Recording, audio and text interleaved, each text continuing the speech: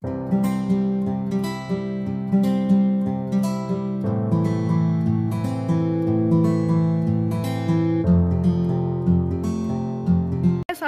guys, gimana nih kabarnya? Semoga selalu dalam keadaan yang sehat ya. Jadi di video kali ini aku mau bahas mengenai salah satu sejarah tak terlupakan di bangsa kita ini. Yap, bener banget, aku mau bahas mengenai penjajahan bangsa Eropa ke negeri kita, khususnya negara Belanda. Seperti yang kita tahu, negara Belanda itu menjajah negeri kita selama 350 tahun. Sebenarnya nggak selama itu loh. Jadi Belanda itu menjajah kita selama... Biar aku aja nih yang jelasin guys. Jadi Belanda itu mulai menjajah kita ke Indonesia pada Juni tahun 1596 melalui ekspedisi pelayaran yang dipimpin oleh Cornelis de Houtman dengan tujuan untuk berdagang. Jadi bukan tujuannya Belanda datang pertama kali ke Indonesia itu bukan menjajah tapi berdagang. Nah, kalau benar bangsa Belanda itu menjajah Indonesia selama 350 tahun, maka bisa kita hitung dari awal bangsa Belanda datang hingga kita merdeka. Mungkin bangsa Indonesia dapat merdeka pada tahun 1946. Tetapi nyatanya Indonesia baru dimonopoli perdagangannya oleh VOC pada tahun 1602. Itu baru dimonopoli perdagangannya, bukan dijajah. Karena bisa kalian tahu bahwa VOC itu bukan untuk menjajah, tetapi VOC merupakan kongsi dagang yang memiliki hak oktroy, sehingga mereka dapat mendiplomasi ataupun berperang untuk memperebutkan wilayah di Asia yang menurut mereka itu strategis wilayahnya. Nah, Nusantara itu termasuk ke wilayah strategis itu. Nah, VOC ini bertahan sampai tahun 1799. Mereka itu bubar dikarenakan terlilit hutang akibat banyaknya korupsi. Tapi di Indonesia belum merdeka. Mengapa belum merdeka? Karena setelah itu muncullah istilah yang dinamakan dengan Netherlands India atau Dutch East India, yang dalam bahasa Indonesia lebih dikenal dengan Hindia Belanda. Nah, mereka penjajah Nusantara sampai pada tahun 1942 sebelum akhirnya Inggris datang dan Jepang yang menjajah negeri kita.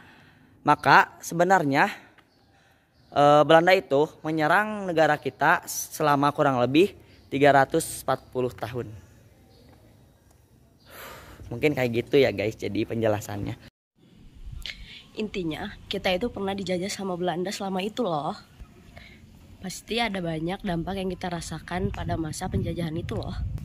Dari segi pendidikan, sosial, politik, budaya, dan yang lain-lain.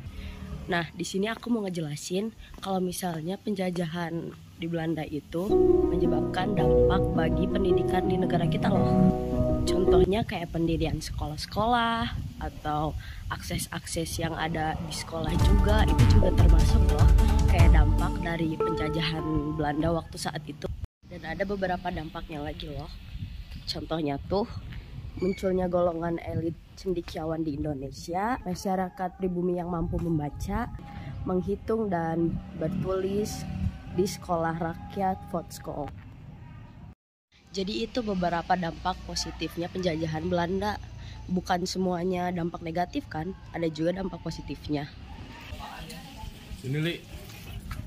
Nah, jadi selain dampak positifnya, ada juga dampak negatifnya. Nah, apa aja sih dampak negatifnya? Nah, ada juga dampak negatif di bidang pendidikan ini yang terus bermunculan. Contohnya adalah diskriminasi pendidikan, di mana pendidikan tinggi ini hanya bisa dinikmati oleh keturunan dan golongan bangsawan saja.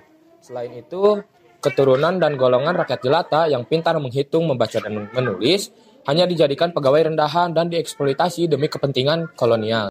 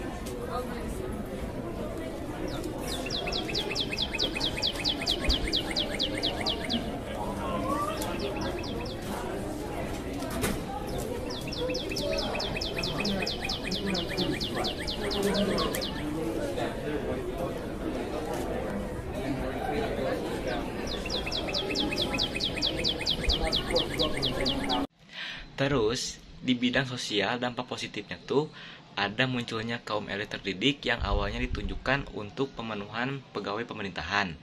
Tetapi seiring berjalannya waktu, kaum ini berpengaruh terhadap pergerakan di Indonesia. Lalu ada juga penyebaran agama Katolik dan Protestan di Indonesia. Terus apa sih dampak negatifnya? Nah, dampak negatifnya terjadi penindasan dan pemerasan secara kejam kepada rakyat oleh pemerintah kolonial Belanda dan juga memberikan dampak buruk bagi kaum penguasa pribumi saat itu. Nah, yang semula memiliki kedudukan tinggi kemudian berganti menjadi aparatur pegawai pemerintah Belanda dengan gaji yang kecil. Terus kira-kira guys, kalau di bidang budaya ada nggak sih pengaruhnya ke negeri kita ini? Sini aku jelasin. Pasti dong ada pengaruhnya di bidang budaya ini. Nah, dampak baiknya atau buruknya dulu ya? Kayaknya dampak baiknya dulu aja deh ya. Nah, penjajahan Belanda di Nusantara ini meninggalkan dampak baiknya, yaitu seperti memunculkan adanya kebudayaan Indis dan juga agama Kristen di Nusantara saat itu jadi semakin berkembang. Terus, rakyat Nusantara pada saat itu juga jadi mengetahui perkembangan kesenian yang ada di Eropa seperti seni musik dan seni dansa. Tapi di sisi lain, penjajahan Belanda ini juga meninggalkan dampak buruk, seperti rakyat Indonesia juga jadi tahu adanya pergaulan bebas antara pria dan wanita, terus adanya pesta dan mabuk-mabukan yang dapat menggeserkan nilai kebudayaan yang ada di Nusantara dan kerajaan atau keraton yang ada pada saat itu. Dah sini, aku aja lah. Oke. Halo guys, aku Darel. Dan terus kalau untuk bidang politik, ada nggak sih dampaknya? Ada dong. Mungkin aku bakal sebutin 2 aja, yaitu dampak baik dan juga dampak buruknya. Jadi salah satu dampak baiknya itu adalah saat munculnya politik etis, sehingga banyaknya bermunculan orang-orang yang berpendidikan tinggi untuk ngebantu kita untuk memperjuangkan kemerdekaan Indonesia. Jadi kalau buat dampak buruknya tuh, dulu banyak sekali pihak-pihak Belanda ambil alih jalannya kekuasaan. Terus juga banyak sekali wilayah-wilayah yang diambil alih, terus banyak yang dimonopoli, terus juga bahkan sebagian dihancurkan oleh pihak-pihak kolonial Belanda. Kira-kira apa selain di bidang politik, ada di bidang apa lagi ya?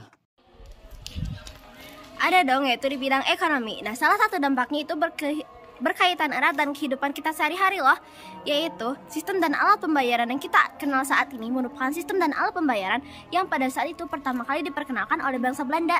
Mereka juga memperkenalkan sistem perbankan di Indonesia, sistem ekonomi kapitalis dan liberalis, transportasi modern seperti kapal, uap, dan kereta api, serta membangun jalan raya dan rel kereta api. Banyak kan dampak positifnya?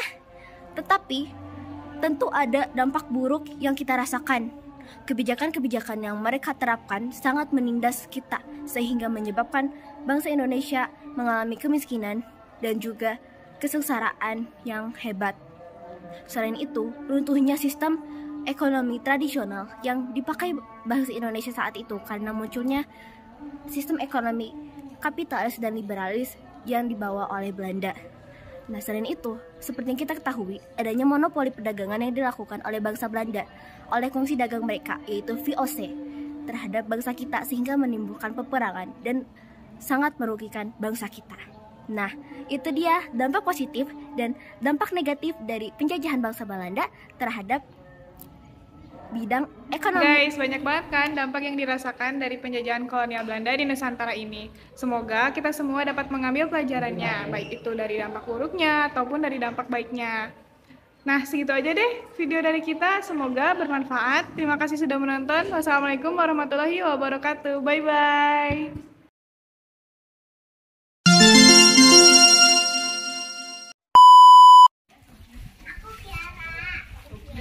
Banyak juga dampak negatif yang harus kalian tahu gimana.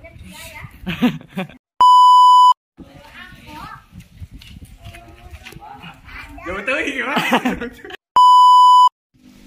Ada dong. Nah, masa dulu buru tuh masa malu-malu.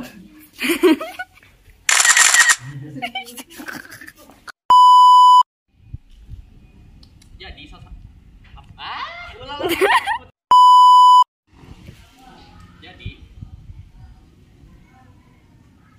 buat tebak buruknya tuh.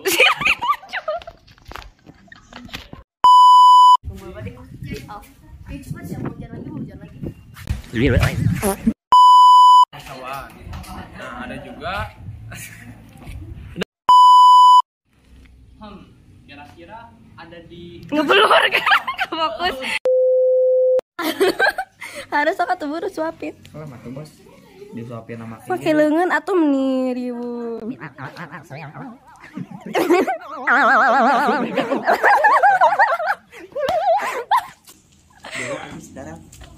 Sedih lima apa? lagi pun ayo saya.